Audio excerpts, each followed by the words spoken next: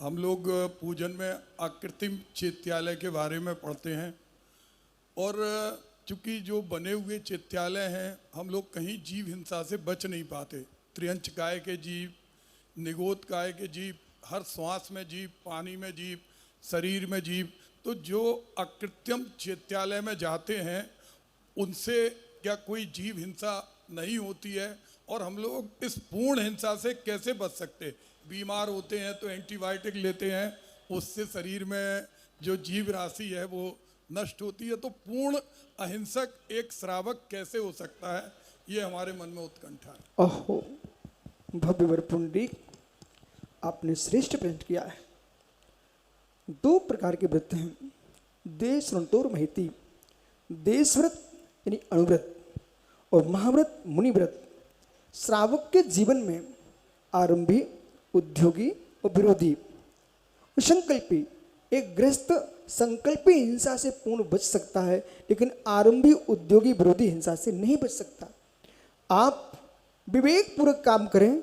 अकृत्रिम जिनालयों की आराधना करते समय जो जीव द्रव्य चढ़ाएगा उस द्रव्य में साबद्ध होगा, लेकिन अकृत्रिम जिनालयों के निर्माण नहीं होता है। इसे निर्माण में हिंसा नहीं है, लेकिन आराधना करते समय जो भी द्रव्य चाहे देव चढ़ाएंगे चाहे मनुष्य चढ़ाएंगे, पर वह तो साबद्ध होगा। पर सत्य है, बिना साबद्ध के धर्म की प्रभावना संभव नहीं है। इसलिए गृहस्थ धर्म साबद्ध और निर्बद्ध दोनों प्रकार की प्रवृत्ति से युक्त होता है, और मुनि धर्म जो है पूर्ण निर्बद्ध धर्म होता है, पूर्ण अहिंसक धर्म होता है। इसलिए पूर्ण अहिंसा का पालन करना चाहते हो तो आपको वीतरागी दिगंबर मुनि ही बनना पड़ेगा।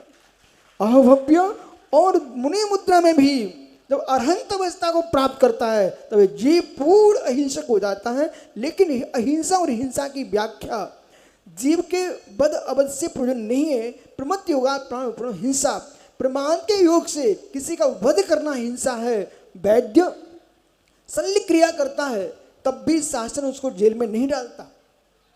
यदि कोई व्यक्ति छुरी लेकर दिखा भी दे तब भी जेल में चला जाएगा, कारण उसके अभिप्राय में हिंसा नहीं है, उसको निरोग करना है।